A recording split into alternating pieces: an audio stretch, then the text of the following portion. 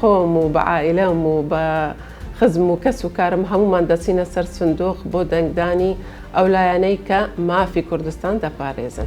من وەکو ڕاگەاندنکارێک دەنگ بەو لایەنە دەدەم کە دەستکەوتەکانمان لە بەغدا دەپارێزێەوە هەوڵی زیاتری دەستکەوتەکانمان دەدا و ئەوە داکۆچیکارێکی سەرسەختی مافی ڕەوایگەلی کوردمانە لە بەغدا.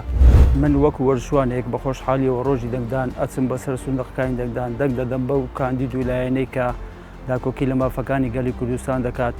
هیوادارم هەموو وەرشوانێک بە جۆش خۆشەوە بچن بۆ سەر سوندەقەکانی دەنگدان دەنگ بدەن بە لایەنەی کە مافەکانی گەلی کوردستان بەدیدێنی. من وەکو هاوڵاتیانی کوردستان خۆم ماڵمدام خۆمان ئامادە کردیە بچین دەنگ بدەین بە خۆم بە 6 ئەندامەوە داوا لە هەموو هاوڵاتی کاسبکاری کوردستان شاری هەرێژ دەکەین ئەوانش بچن دەنگ بدەن دەیدا.